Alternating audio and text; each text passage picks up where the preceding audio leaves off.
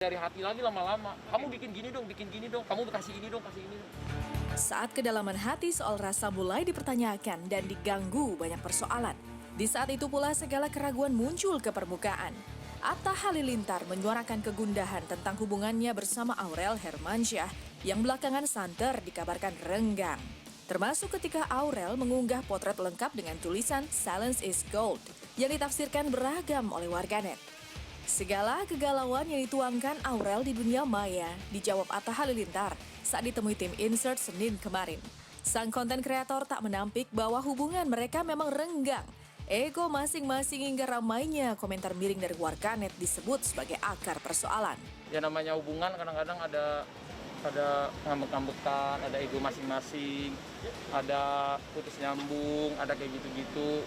Gak ada orang hubungan mulus-mulus terus, apalagi kita setahun aja sebenarnya belum. Tapi karena terlalu banyak kadang berita mencecer, jadi kayak hidupnya saya sama dia mungkin kayak diatur orang gitu.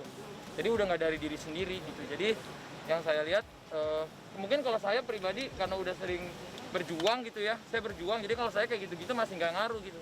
Tapi kan kasihan juga dia kemarin udah nutup akun Instagram sempet, habis itu balik lagi.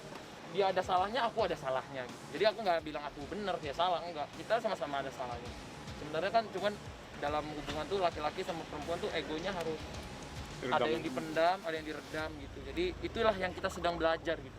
Gak usah dipush-push orang, dipaksa dia harus gini, dipaksa saya harus gini. Kadang-kadang kita ngikutin maunya netizen, tapi jadinya ternyata ruwet atau gimana. Jadi please jangan bully dia, jangan kecewa, jangan serang dia, jangan komen-komen dia. Let it her happy, biarin dia bahagia.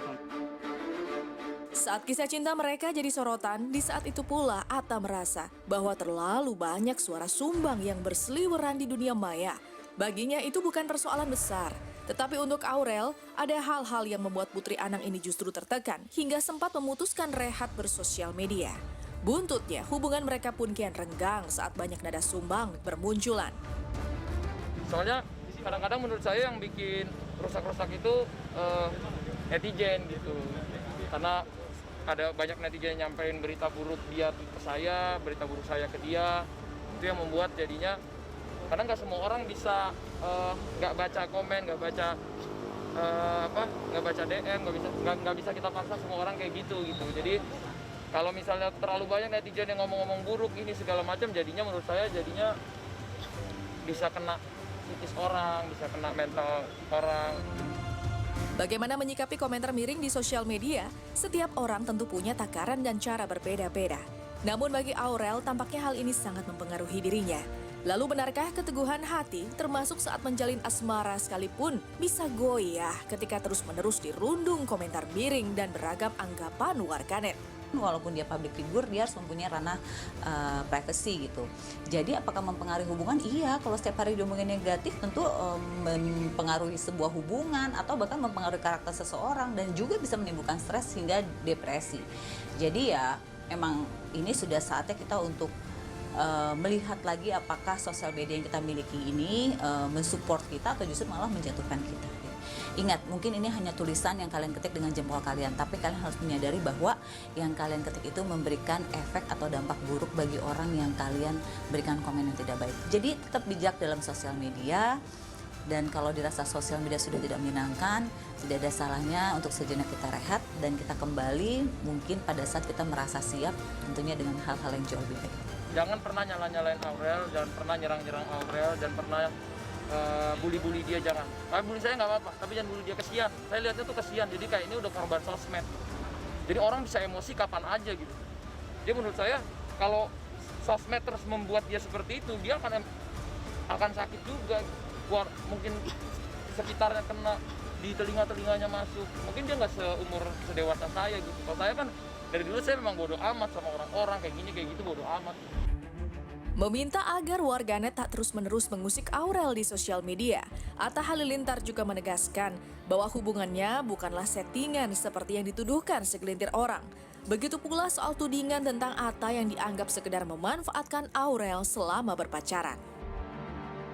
Istilahnya saya sama Aurel ketemu sama-sama udah berkarya di bidang masing-masing gitu. Berarti nggak lagi gantung ya, lagi nggak gantung sama Aurel? Nggak gantung-gantung, karena menurut saya kan berkarya bareng-bareng, menaikkan satu sama lain, bikin semangat satu sama lain. Saya juga bangga kan dengan perkembangan dia, sekarang dia bisa bikin lagu, bikin Artinya saling support ya? film, saling support. Jadi menurut saya nggak ada yang angkat-angkat, tapi lebih karena kita ada karena cinta. Kalau settingan nggak nyampe sepanjang ini, dan aku bener-bener banyak pertemuan kita bahkan di luar sosmed. Even kita kenapa pun di hubungan ini, bukan berarti hubungan kita settingan gitu. Karena orang nikah aja bisa cerai kan bukan berarti dia nikahnya settingan gitu. Jadi yang penting tuh bukan, kadang tuh orang bilang settingan yang beneran jadi males gitu. Digituin juga. Jadi menurut saya nggak usah dibilang-bilangin dia gimana, kasihan juga gitu. Kasihan dia. Banyaknya komentar dan sorotan yang tertuju pada hubungan mereka. Dirasa Atta menjadi salah satu penyebab keretakan hubungannya. Dan Atta Halilintar mengaku tak akan menyerah begitu saja. Rencana untuk melenggang ke pelaminan bersama Aurel Hermansyah masih tertanam di hatinya. Begitu pula angan untuk tinggal bersama di rumah impian bersama anak-anak mereka kelak. Punten lihat rumahnya. Ini model tahun-tahun berapa Bu ya? Klasik ya? Oh ini ruang tamu. Nah, ini ada kamar mandi tamu. Ini ruang keluarganya ya? Ini master bedroom. Master bedroom. Oh ini toiletnya. Oh ini jadi kamar utama ya? Tanah berapa Pak ini kalau boleh tahu? 828. 828. Oh ada taman di sini ya? Kalau kolam di situ ya Pak? Berarti ruang tamunya di sini ya? Ya, ada 2. Oh ruang tamu 2. Di atas juga banyak, ada ruang tamu, ruang buat itu. Oh gede juga. Jadi rumah saya lagi dibangun Pak. 12 bulan, jadi mau ada rumah sementara. Kita lanjut ya rumah selanjutnya, ditemenin sama si ini, Torik. Nih kita lihat guys, dari depan. Rumahnya sih minimalis ya kalau dari depan. Berapa kamar Pak ini? Kurang gede Pak. Ini lumayan. Tapi kalau mandinya sih bagus ya.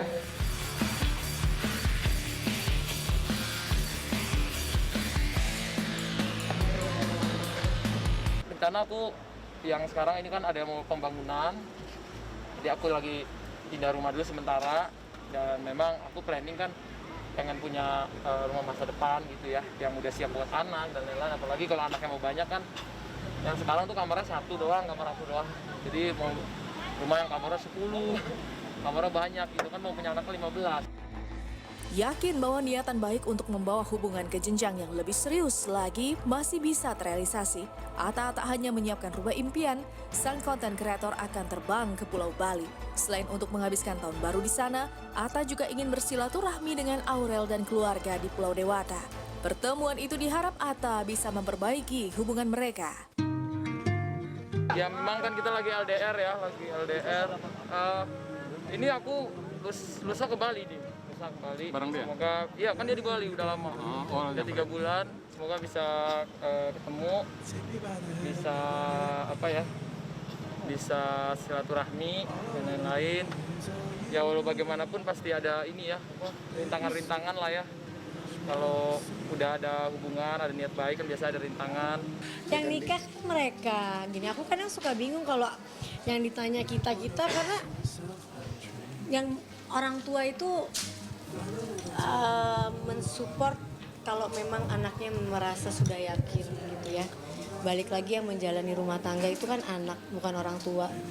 Didoakan aja ya. Semoga pokoknya aku butuh doa dari teman-teman semua. Please yang baik-baik aja.